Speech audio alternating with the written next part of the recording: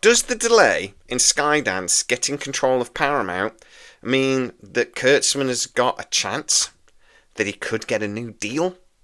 Welcome to the Tachyon Pulse podcast. Our Tachyon pulse has been unable to completely penetrate the anomaly. It is true at the moment that the merger between Paramount and Skydance is going through the FCC, but it's not going through quite as quickly as people hoped. It was actually hoped by Paramount that it would be done by now, because actually in lots of ways it's not that complicated a deal. It's not like the Disney-Fox merger or even Amazon-MGM. It's a relatively small studio going through and taking control of a bigger studio.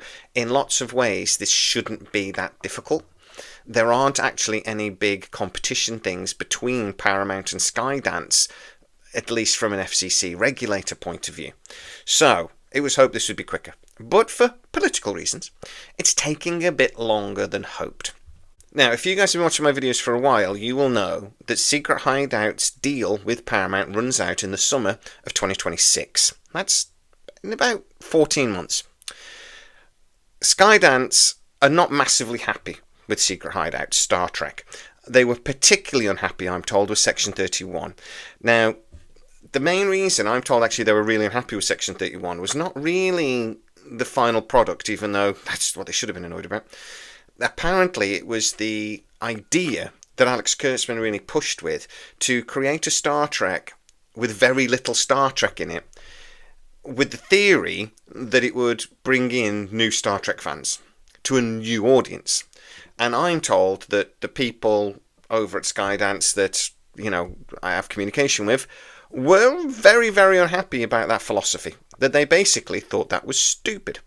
And I can completely understand it. So my point here is, though, that it's not necessarily the product that they're annoyed about, because some Star Trek's very good. It still is. Strange New Worlds is very good. In other parts, it was very good. Picard Season 3, blah, blah, blah.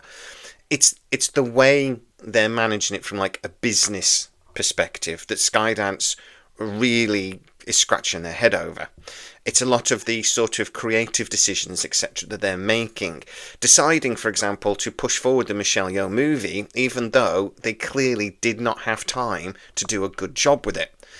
Again, Skydance look at that and go, and I think I said this at the time even, they'd have been better off just not doing it. Because doing it badly is way worse than not doing it at all.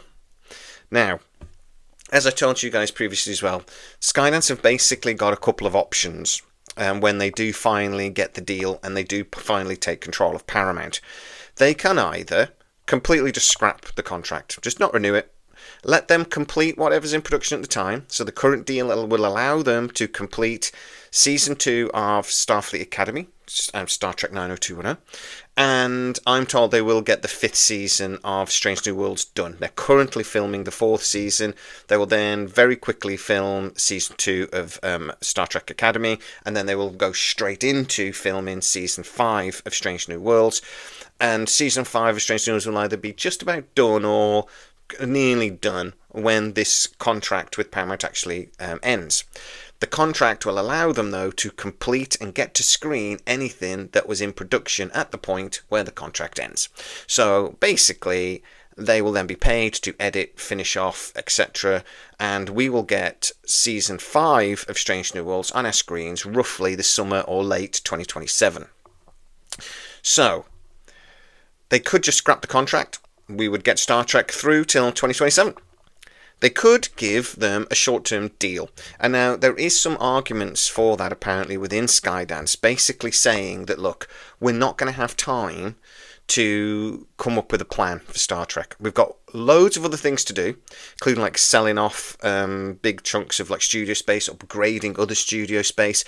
There's other businesses, etc. they need to get rid of. They basically need to make Paramount profitable again, which is a problem. They're injecting billions of dollars to stabilize Paramount's debt, but the debt is still significant. They need to start making Paramount profitable. So that is more of a priority, really, than Star Trek.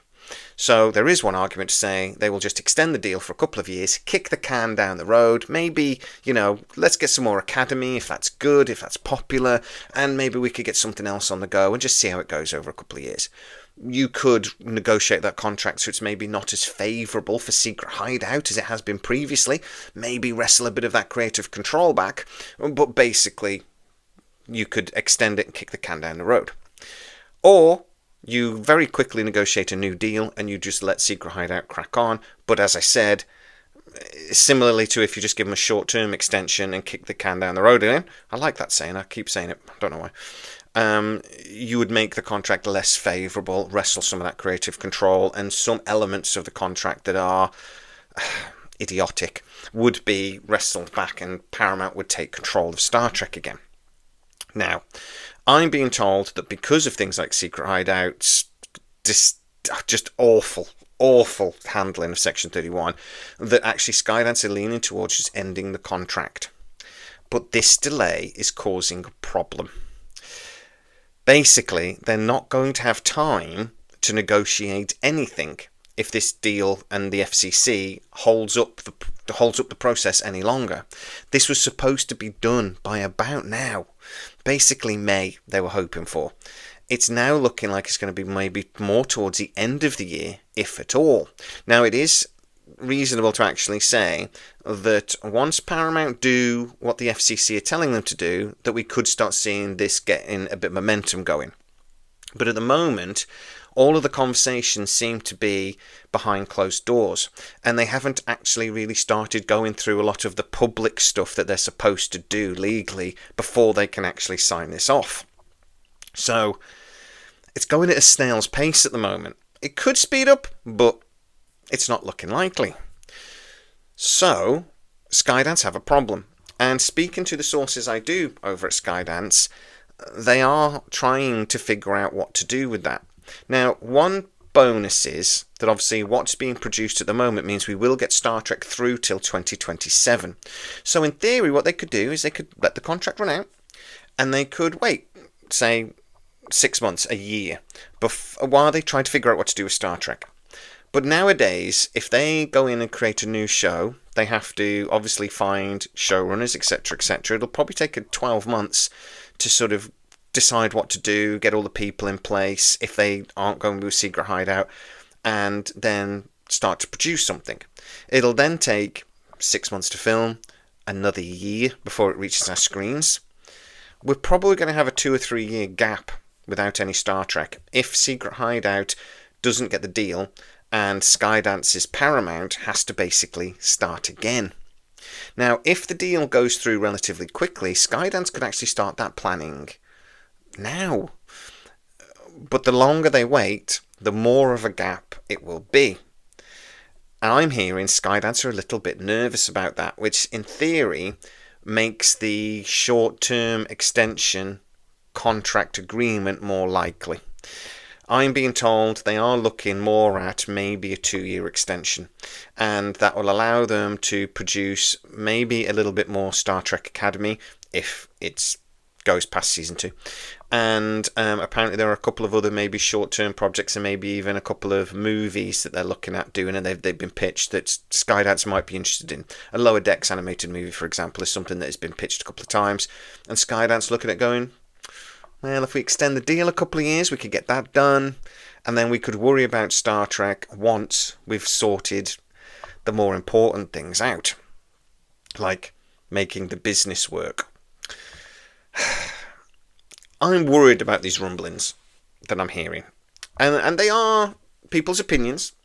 One person I speak to in particular does have his ear very close to Skydance and is very reliable on this, that he's getting sort of the feeling of what people are saying over at the business, and you know, and relationships with Paramount and how they're feeling about things.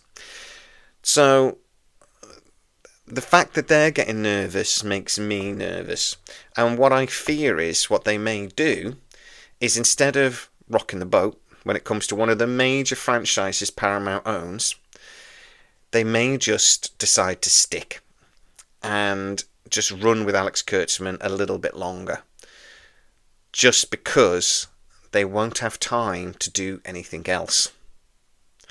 And it seems that maybe 6 months ago, a little bit less, it was more likely that they were going to be getting rid of Kurtzman. Now it seems to be leaning a little bit more towards him getting at least a short-term contract. And that will stress fans. A lot of us, at least. I don't want Secret Hideout or Alex Kurtzman involved in Star Trek anymore. I think the things he's done wrong with Star Trek far outweigh the things that have been done right. Section 31 was the final nail in the coffin for me. Because, I mean, if you guys are going to, again, I've been saying for a while, I felt like Star Trek was getting better. Picard Season 3, better. Even the last season of Discovery was better. I actually quite enjoyed 90% of it. Lower Decks, fantastic. Prodigy, fantastic. But Season 1 of Discovery, most of Season 2, Season 3 of Discovery, most of Season 4 of Discovery, the first 2 seasons of Picard, they were so bad, they're unforgivable. And then they throw Section 31 at us? No. Secret Hideout needs to go. Skydance needs to grow a pair. And even if that means we'll have no Star Trek for a couple of years, I think that's probably for the best. But that's only my opinion. What do you think? Get into the comments. But what would you do if you were Skydance? What would you do? Remembering keeping your business hats on as well. So you've got to be realistic here. If you've got no Star Trek for a few years, you're losing money. Just saying. So get into the comments though and tell me exactly what you think and what you would do. If you are new to the channel, don't forget to like, subscribe, hit the bell notification. It really helps us out and you'll never miss any of any videos. Also, you can become a member of the channel and that really helps us out. And you can see videos up to 24 hours before everybody else. You lucky bunnies. As always, please stay safe and I'll see you next time. Our tachyon pulse has been unable to completely penetrate the anomaly.